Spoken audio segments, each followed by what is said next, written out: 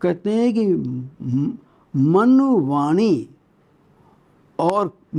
वाणी और काया की जो एकमात्र विषयता है, और वो विषयता जब प्रभवता में परिवर्तित हो जाती है, तब जाकर हम वंदना करते हैं। जब हम प्रणाम कर रहे हैं, ये प्रणाम हमारा क्या है? ये प्रणाम जो है मन, वाणी और काया तीनों की एक विषयता, नियोजना, लक्षणा, प्रभवता, स नमस्कार से अर्थ।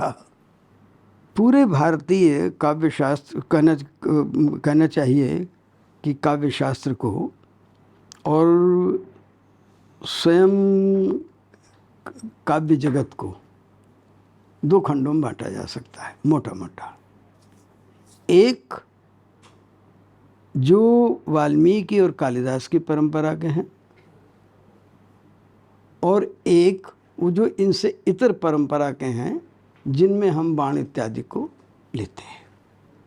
दोनों परंपराएं संपन्न हैं। तो ये जो, या हम उसको व्यास से जोड़ सकते हैं।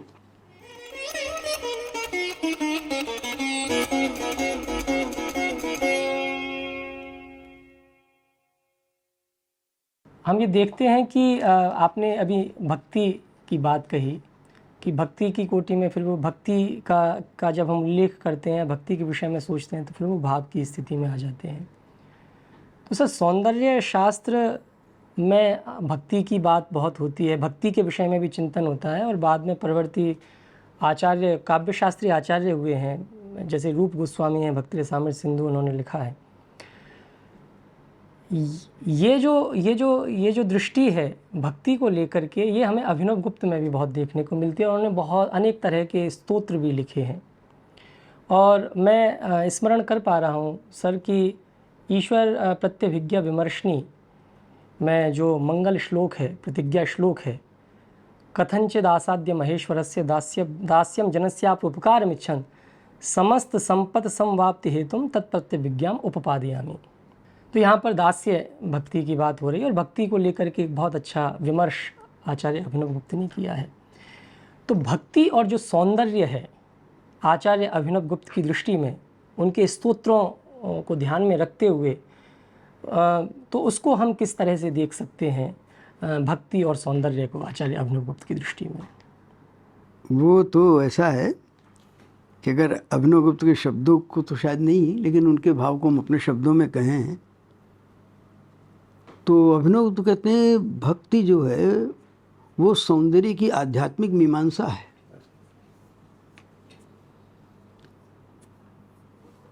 सौंदर्य बोधी भक्ति है। ये मैं शब्द मेरे हैं, जी जी। लेकिन ये उनकी, और ये मैंने बिल्कुल स्पष्ट अवधारणा है। एक्चुअली जब वो प्रारंभ करते हैं तो जो ये कारिका जो आपने भी उत्पल देव की पढ़ी, जो प्रारंभ आदि वाक्य है उनका विमर्श कारिका का, उसकी व्याख्या जब अभिनव गुप्त करते हैं तो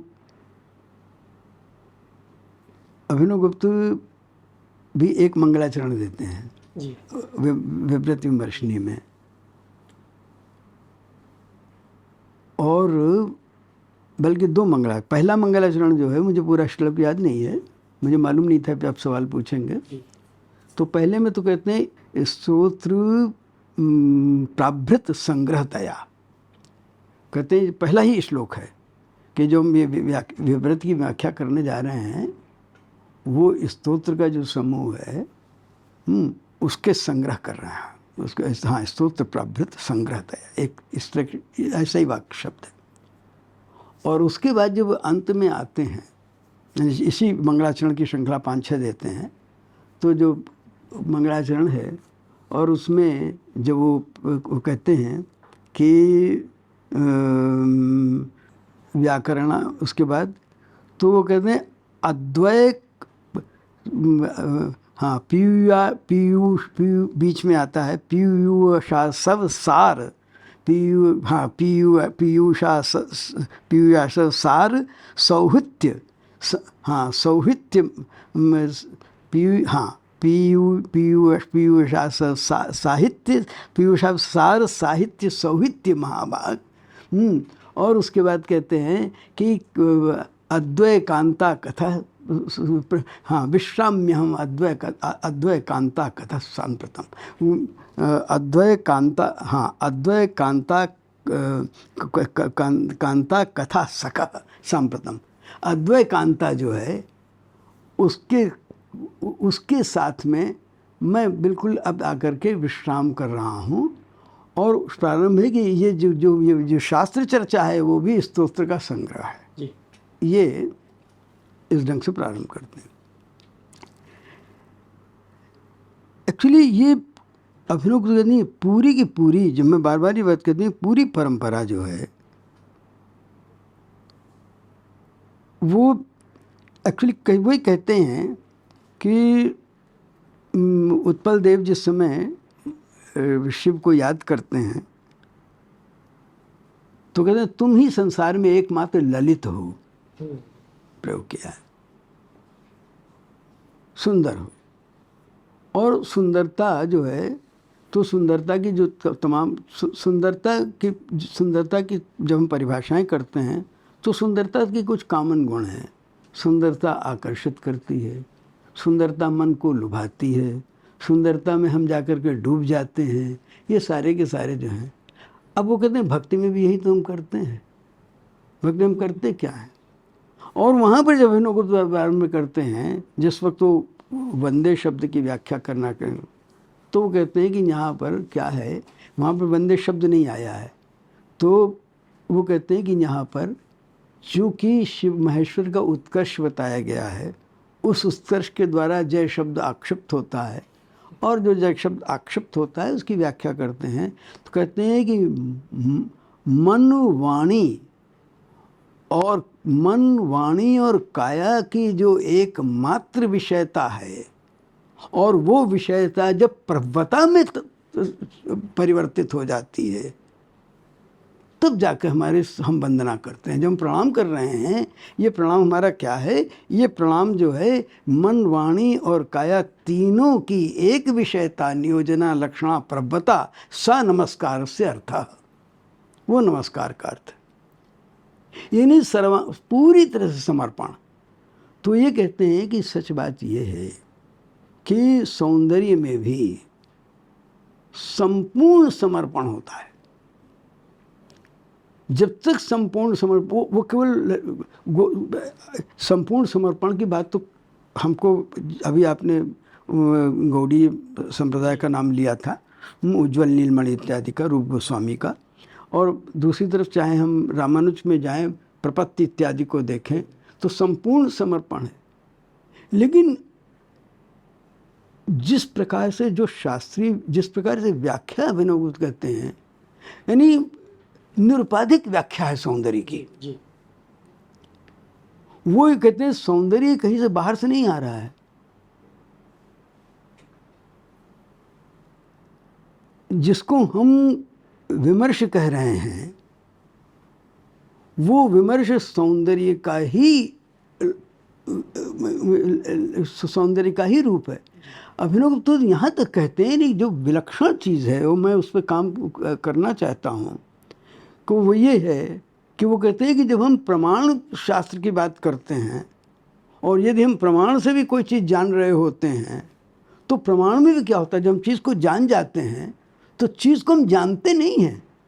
उसके लिए एक शब्द कहते हैं जानने का अर्थ है आस्वाद गोचरी भवती, कि वो हमारे आस्वाद का विषय बन जाता है।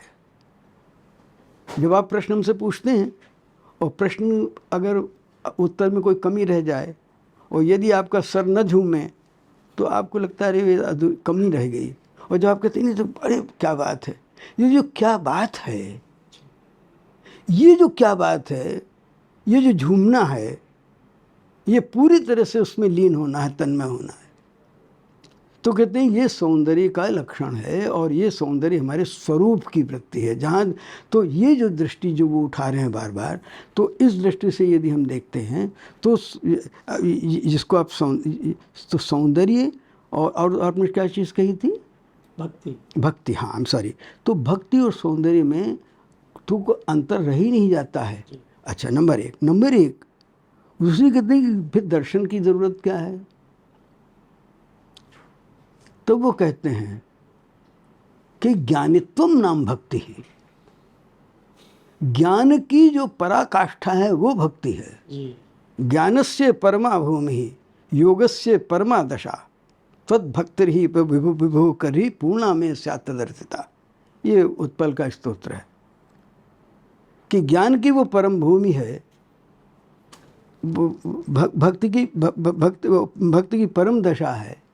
तो इसलिए और फिर वो कहते हैं कि ये और ज्ञान क्या है? कहते हैं ज्ञान में भक्ति और ज्ञान में मोक्षाख्यो अनंतरो रसः। इस ज्ञान का मोक्ष नाम का है, बिना अनंतर के, मैंने बाद नहीं, ध्यान दीजिएगा, अनंतर का अर्थ बाद नहीं है, अनंतर जिसमें कोई अंतर नहीं है। न अंतरम विद्यते योः, जिन दोनों में अंतर नहीं है, यानी मोक्ष में और भक्ति में अंतर नहीं है। और यही काम ज्ञान कर रहा है। ज्ञान की पूरी प्रवृत्ति, प्रतिभिज्ञा कारिका की प्रवृत्ति जो हो रही है, जिस कारिका को आपने पढ़ा कि कथनचिदासाध्य महेश्वर से दास्यम, वो क्यों कर रहा है? कहते हैं वो क्यों लिख रहे हैं? कहते हैं कि परस्याप्युपकारमिच्छन या जनस्याप्युपकारमिच्छन तत्प्रत्यभिज्ञामुपादयामि। तो जनस्याप्युपकारमिच्छन, तो इसलिए वहाँ पर इसलिए कहते हैं तो ज्ञानित्वम माम भक्ति है। और ये तो ये जो है इसके द्वारा फिर और भी कहते हैं। फिर उपव्याद्यामी के कह रहे हैं, वहाँ पे अपने तो एक बड़ा सुंदर शब्द है, कहते हैं ज्ञान द्वारायिते। अब ये नाम धातु का प्रयोग किया उन्होंने, और नाम धातु के प्रयोग के द्वारा भक्ति तक पहुँचने के लिए हम ज्ञान को द्वार बना देते हैं। ज्ञान को द्वार बना करके हम भक्ति तक पहुँचते हैं। तो दिस इज द वे। तो सर हम ये देखते हैं कि आचार्य अभिनव गुप्त का जो दृष्टि है वो एक समग्र दृष्टि हमें देखने को मिलती है, जहाँ हम उसको अलग अलग करके कहीं नहीं देख सकते। और हमने आपके ग्रंथों से ही यह भी हमें ज्ञात हुआ कि अभिनव गुप्त एक परंपरा को लेकर के चलते हैं। जिस भी विषय में वो बात करते हैं वो एक पूरी परंपरा को लेकर के चलते हैं। जहाँ दर्शन की परंपरा है, काश्मीर शैव दर्शन की, तो वहाँ पर भी एक पूरी परंपरा है। काव्य शास्त्र की परंपरा, काव्य शास्त्र की चर्चा करते हैं तो वहाँ पर भी एक पूरी परंपरा है, जहाँ वो अलग अलग आचार्यों के, अपने से पूर्व के आचार्यों के मत देते हैं। बल्कि उनके विषय में तो ये कहा जाता है कि यदि अभिनव भारती और ध्वन्यालोक लोचन न आए हुए होते तो शायद हमें भट्ट लोल्लट, शंकुक और भट्ट नायक के विषय में भी उतनी जानकारी प्राप्त नहीं होती। ये जो शास्त्र की जो ये काव्य शास्त्र की परंपरा है सर, इस काव्य शास्त्र की परंपरा के अतिरिक्त आचार्य अभिनव गुप्त क्या अपने से पूर्ववर्ती अपने कवियों की भी परंपरा को लेकर के साथ में चलते हैं, और क्या उन कवियों का जो प्रभाव है वो उनके शास्त्र में हमें दृष्टिगोचर होता है? इसके विषय में एक छोटी सी मेरी जिज्ञासा है, और वो इसलिए आई सर कि अभिनव गुप्त रस की जहाँ व्याख्या कर रहे हैं अभिनव भारती के 6ठ अध्याय में, वहाँ पर वे कालिदास का उल्लेख करते हैं। और कालिदास का एक जगह नहीं अनेकत्र उन्होंने उल्लेख किया है, और अपने दार्शनिक ग्रंथों में भी किया है, या रम्याणी वीक्ष मधुरान निशम्य शब्दान। तो सर आप इसके विषय में कुछ दृष्टिपात करें सर। पहली बात तो मैं स्वीकार कर लूँ कि मुझे इसका अधिक ज्ञान नहीं है, क्योंकि मैंने इस दृष्टि से उनको नहीं देखा। मैं समझता हूँ कि राधा वल्लभ जी जैसे विद्वान जो हैं वो ज़्यादा प्रामाणिक विद्वान होंगे। लेकिन एक बात मैं अवश्य कह सकता हूँ कि अभिनव गुप्त कवियों का ऐतिहासिक दृष्टि से कहीं पर उल्लेख कर रहे हैं हम नहीं जानते, लेकिन ये बात ज़रूर है कि अभिनव गुप्त जितने कवियों को उद्धृत कर रहे हैं उतने कवि आपको कम जगह मिलेंगे। ये नाट्यशास्त्र में भी, जैसे नाट्य इसमें काव्य शास्त्र लोचन में जितने और उनकी टीकाओं में और इसमें भी, और विशेष रूप से अभिनव भारती में भी, और जहाँ जहाँ वो उदाहरण देते हैं। और मज़े की चीज़ एक चीज़ और देखिएगा कि जो लोगों ने कम किया है, और वो भी बड़ी महत्वपूर्ण बात है कि उदाहरण देने में अभिनवगुप्त बहुत कॉन्टेम्पोरेरी है। वो अपने युग में होने वाले कवियों का भी उल्लेख करते हैं, अपने संबंधियों का भी उल्लेख करते हैं, यथा मम पितृ जैसे वामन दत्तस्य या वामन गुप्तस्य, वो चर्च इस प्रकार से कई जगह, और कुछ जगह स्वयं रचना करते हैं, देते हैं। तो ये मैं समझता हूँ, एक तो उनकी ऐतिहासिक दृष्टि यदि है, जिसको मैं मानता हूँ है, तो वो सर्वत्र है, और सर्वत्र होने के नाते वो कवियों को एक जगह जितने भी उनसे उदाहरण आए हैं, वो उदाहरण पर उदाहरण वो देते चले जाते हैं। तो इतना तो मैं समझता हूँ। लेकिन चूँकि मेरे मन में एक दफ़े मैंने एक विद्यार्थी को ये विषय दिया था, छात्रा को, बहुत पहले, कि प्रैक्टिकल क्रिटिसिज्म मीन्स अभिनवगुप्त जी, और इसको लेकर के तो, लेकिन वो कुछ दिन शायद वर्ष 2 वर्ष उसने काम किया, फिर नहीं कर पाए। लेकिन इस पर काम अगर होता तो, क्योंकि मैंने इसको दूसरे ढंग से दिया था काम, यदि प्रसंग दूसरा था लेकिन इस विषय से था।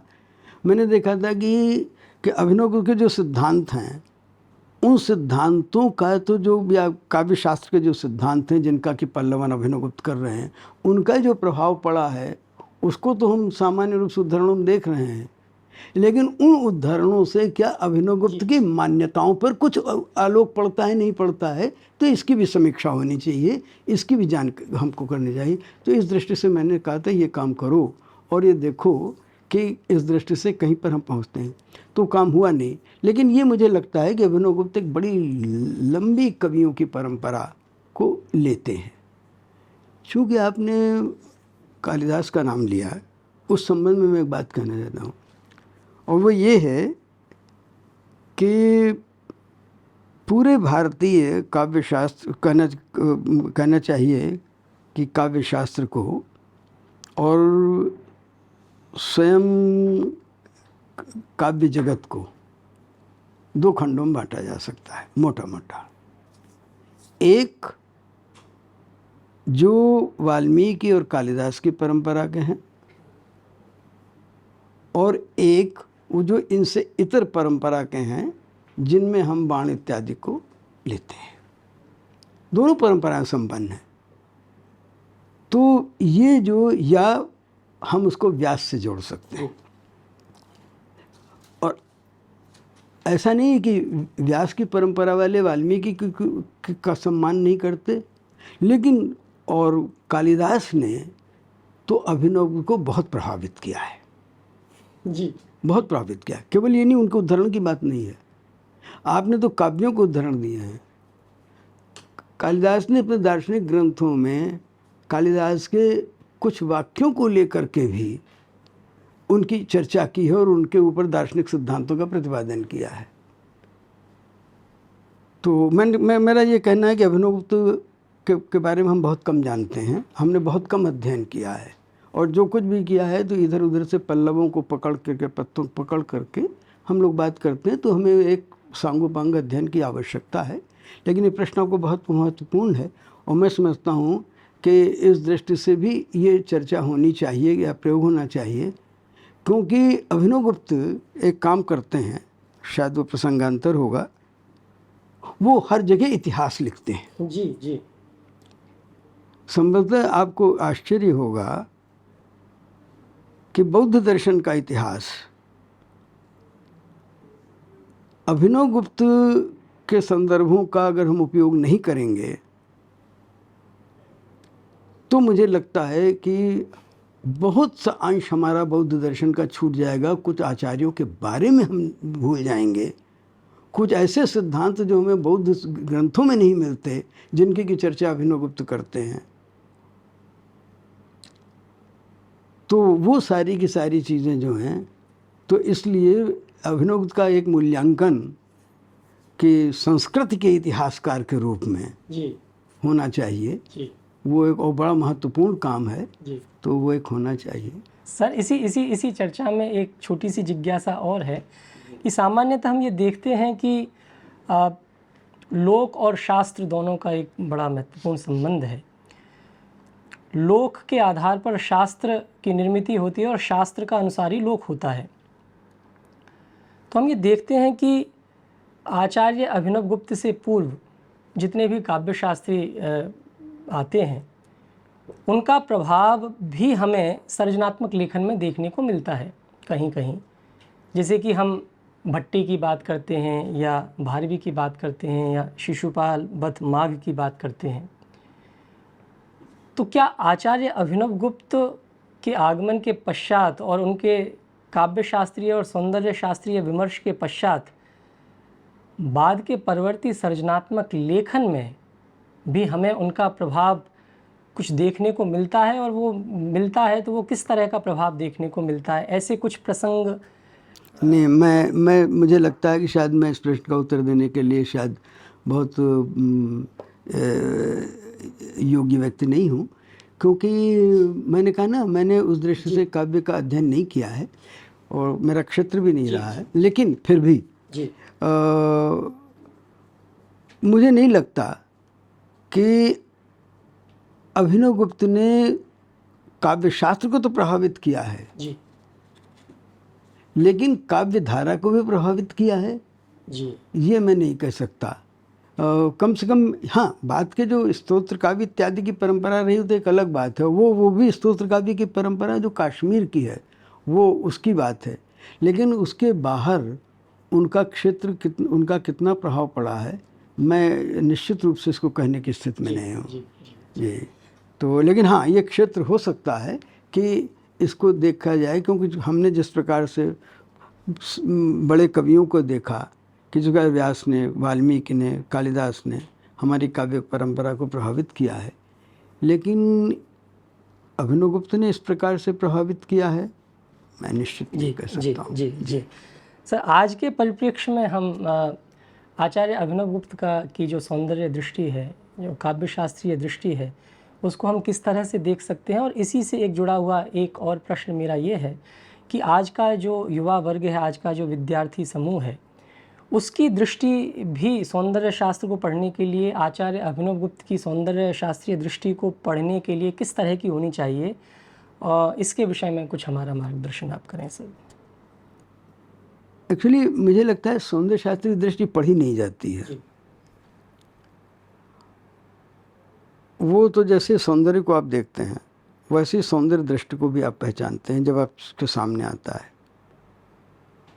तो सौंदर्य को देखने के दो तरीके हो सकते हैं, और वो दोनों तरीके हमारे यहाँ हैं। और काफ़ी, जब हम कला शास्त्रों जैसे हम चित्र सूत्र को, या हम सम्रांगण सूत्रधार या शारदा तनय, इन सबके ग्रंथों को देखते हैं, तो वहाँ पर हम जब सौंदर्य की चर्चा करते हैं तो हम सौंदर्य के अंगों को कैसे श्रेष्ठ होता है, अभिनवगुप्त इस तरह कोई चर्चा नहीं करते, क्योंकि अभिनवगुप्त तो मूल दृष्टि कि जो कि सौंदर्य का स्रोत क्या है, सौंदर्य की प्रकृति क्या है, इनकी चर्चा करते हैं। और सौंदर्य की सर्जना कैसे होती है, तो उसके लिए वो परिमाणात्मक चीज़ों को वो नहीं देख रहे हैं।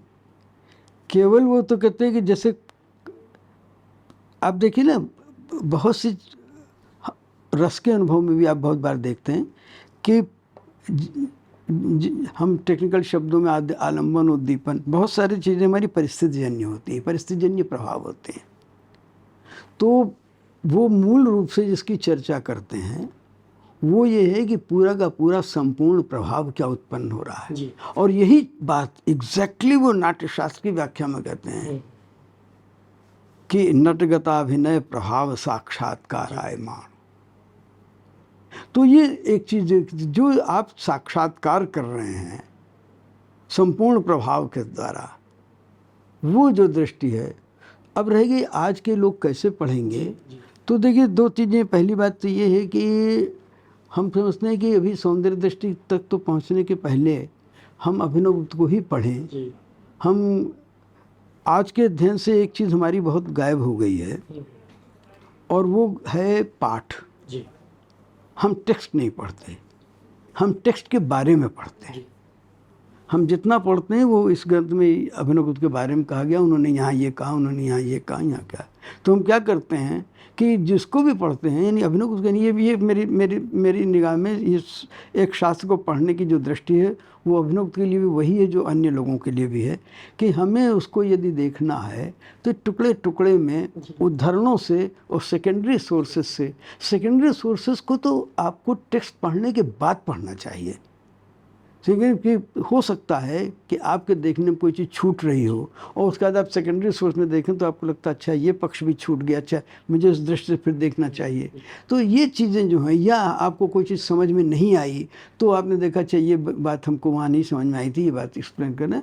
तो इस तरह की चीज़ें जो हैं, यानी केवल कवि हृदय संवाद ही नहीं होता है, पाठक हृदय संवाद भी होता है, अध्येता हृदय संवाद भी होता है।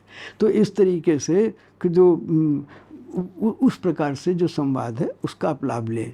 लेकिन हम पहली चीज़ छोड़ करके जो दूसरे में आते हैं, तो पहली चीज़ तो ये है कि मैं तो केवल एक चीज़ ये कहता हूँ कि दृष्टि को कोई नाम मत दीजिए, केवल निष्ठा के साथ आप पढ़िए और शास्त्र को कहने दीजिए कि वो क्या कह रहा है। सामान्य 99% हमारा, मैं सबसे ही बात कहता हूँ, हमारी एक ही दृष्टि होती है कि हम शास्त्र से वो कहलाना चाहते हैं जो हम जो हमारे मन में है। तो शास्त्र जो है हमारे सामने बौना हो जाता है, वो हमारा यंत्र बन जाता है। शास्त्र को यंत्र मत बनाइए, शास्त्र को साध्य बनाइए। और जब आप शास्त्र को साध्य बनाते हैं तो एक दृष्टि आपकी, अब हो सकता है मैं भी न समझ पा रहा हूँ, हो सकता है आप भी न समझ पाएँ, लेकिन जब आप पढ़ेंगे तो हो सकता है कि आपकी एक अपनी दृष्टि उन्मिषित हो।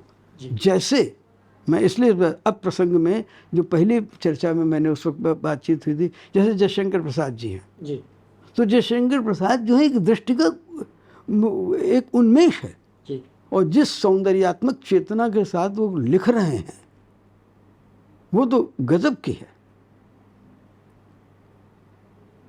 तो अब देखिए इसी तरह से महादेवी हैं, महादेवी अपनी जब वो प्रारंभ करती हैं वो दीपशिखा की भूमिका, तो उनका पहला वाक्य है सत्य काव्य का साध्य और सौंदर्य साधन है।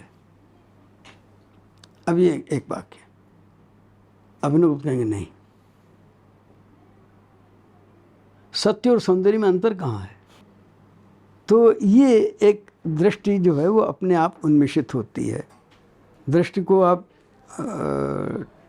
टेक्निकल तकनीकी पक्ष में तो बहुत सारी बातें की जा सकती हैं, आएंगी, आती हैं। सर अंतिम प्रश्न मेरा इस सत्र में ये है कि आचार्य अभिनवगुप्त की जो रसमीमांसा है, उस रसमीमांसा को आधार बना करके परवर्ती काव्य शास्त्र में बहुत सारे ग्रंथ लिखे गए और बहुत सारे जो आचार्य हैं उन्होंने लगभग उन्हीं को माना या उन्हीं का अनुकरण किया। लेकिन कुछ ऐसे भी हमें प्रसंग देखने में आते हैं जो कुछ नवीन व्याख्याएं भी हमें देखने को मिलती हैं। जैसे पंडित राज जगन्नाथ रसगंगाधर में लगभग 10 या 11 मतों का उल्लेख करते हैं और वहाँ पर हम ये देखते हैं कि जब वो रस की व्याख्या कर रहे हैं और जो उनका अभिनवगुप्त की दृष्टि का मत जो बताया जाता है, जहाँ पर कि वो समुचित ललित सन्निवेश चारणा काव्येन समर्पित स हृदयम प्रविष्टि, बहुत लंबा है, और फिर अंत में वो कहते हैं प्राग विन्विष्ट वासना रूपो रत्यादिरेव रसः। तो इस तरह, और उसके बाद में फिर हिंदी साहित्य में भी बहुत, हिंदी साहित्य में और हिंदी और जो आज का जो परिदृश्य है उसमें भी कुछ नई तरह से व्याख्याएं देखी गई हैं। तो सर इसके विषय में क्या मतलब हम ये मान करके चलें, क्या हम ये कि अभिनवगुप्त के इतर भी जो रसमीमांसा की दृष्टि हमें देखने को मिलती है उसके विषय में भी हमें विचार करना चाहिए और वो किस तरह से अलग है इसके विषय में? बिल्कुल करना चाहिए। देखिए सबसे बड़ी बात है कि अभिनवगुप्त से इतर है या नहीं, ये तो एक बात की बात है, लेकिन जब हम परंपरा की बात करते हैं तो पहली बात ये है कि सर्जना जो है, सर्जना की पहली शर्त ये है कि सर्जना का अंत नहीं होता। और ये शायद रुय्यक का वाक्य है, यदि मुझे स्मरण है तो, या गलत हो सकता हूँ तो आप शुद्ध कर दीजिएगा। मैंने कहा मेरी स्मृति बहुत साथ नहीं देती। नहीं काव्यार्थ विरामोस्ति यदि स्यात् प्रतिभा गुण। जी जी। कि काव्यार्थ समाप्त नहीं होता। तो उसी तरह से अब मैंने एक बात, ये जो श्लोक कही, तो आप कहीं काव्यार्थ की बात कहीं ले आएंगे तो हम कहें काव्यार्थ रसः, काव्यार्थ रस, ठीक है ना। तो जब हम चिंतन की बात करते हैं तो ये तो मनुष्य की सर्जना और चिंतन शक्ति का अपमान करना होगा कि हम ये कहें कि अभिनव के बाद हमारी सर्जना जो है पर विराम लग गया, और अभिनव गुप्त भी ये नहीं चाहेंगे। अभिनव गुप्त हमारी प्रेरणा के रोधक नहीं, उसके प्रेरक होने चाहिए। वो प्रारंभ है, वो दिशाएं दिखा रहे हैं। और स्वयं अभिनव गुप्त ने भी देखिए उनकी जो दृष्टि है, वो कहते क्या है कि हम कुछ नहीं कह रहे हैं, हम तो वही बात कर रहे हैं जो पहले कहते आए हैं, केवल हमने उसमें कुछ जो है शुद्ध कर दिया है, दैट्स ऑल। ये भी नहीं कहते हम दोष निकाल रहे हैं। तो वो वाली चीज़ है। तो पहली बात। अब रहेगी बात ये कि युग जो है, जब हम ये कहते हैं कि आज का युग, तो स्वाभाविक है कि जब हम आज शब्द लगा रहे हैं तो निश्चित रूप से हम कल के युग से उसको भिन्न कर रहे हैं जी। तो जहाँ युग को लेकर के एकता है, वहाँ आज और कल को लेकर तो वैभिन्न है जी। ठीक है। ये भी ठीक है कि उसके अंदर सातत्य है, क्योंकि आज के बाद ही कल आएगा। लेकिन उसके बावजूद भी आज और कल की यदि कोई अभिधेयता है तो उस अभिधेयता को साथ रख करके हम दोनों में अंतर करेंगे। तो इसलिए ये मैंने फिर नए प्रश्न है, जैसे आजकल बहुत सारे प्रश्न उठते हैं और मैं समझता हूँ काफ़ी लोगों को मैं प्रामाणिक विद्वान नहीं हूँ इसका, मैंने कहा ना। अच्छा एक चीज़ और भी मैं कह दूँ कि मेरा जो काव्य शास्त्रीय और सौंदर्य शास्त्रीय अध्ययन है वो एक तरीके से मेरे दार्शनिक अध्ययन का अनुषंग है। मैं उसको समझने के लिए जितना है मैंने पढ़ा, मैंने मुख्य रूप से इनको नहीं पढ़ा है। तो पढ़ना चाहिए, कायदे से अभिनव को मुझे सब कुछ साहित्य उसी तरह से पढ़ना चाहिए, लेकिन कहीं ना कहीं पर आदमी की सीमाएं होती हैं। तो वो इसलिए मैंने जो मेरा मुख्य लक्ष्य पाठ्य है क्रम, तो मैं उसमें पढ़ता हूँ, बाकी उसके साथ जहाँ जहाँ मुझे आवश्यक लगता है वो देखता हूँ। तो इसलिए मेरा जो मेरी जानकारी जो है वो बहुत अंशों में सीमित है। लेकिन उसके बावजूद भी अब रहेगी, आजकल प्रश्न ही उठता है। पहली बात, कुछ लोग तो साफ कहते हैं कि रस सिद्धांत जो है वो अपर्याप्त है, बहुत चीज़ों की व्याख्या नहीं कर सकता। बिल्कुल ठीक है। इसी तरीके से कुछ लोग कहते हैं कि नहीं, रस सिद्धांत में अपर्याप्त तो नहीं है, लेकिन उसमें कई नए रस जोड़े जा सकते हैं। एक ये भी दृष्टि है। कुछ एक प्रश्न ये भी उठाते हैं कि साधारणीकरण जो है वो आजकल महत्वहीन है, इसका कोई अर्थ नहीं रह गया है। तो दो चीज़ें देखने की हैं इसमें, मेरा कोई पक्ष नहीं है जी। मैंने कहा ना, मैं ये मान के चलता हूँ कि मनुष्य की सर्जना का अंत नहीं है। इसलिए अभिनव गुप्त का उत्तर आज तक सबसे प्रामाणिक और उत्तम उत्तर है, लेकिन वो अंतिम उत्तर है ये मैं नहीं कहता। जी जी। हो सकता है कि कल उसी की बेसिस के ऊपर, उसी के आधार लेकर के आप कुछ उससे अच्छी बात कर सकें, या उसी में बहुत चीज़ें हैं। तो एक बात ये मैं कह रहा हूँ।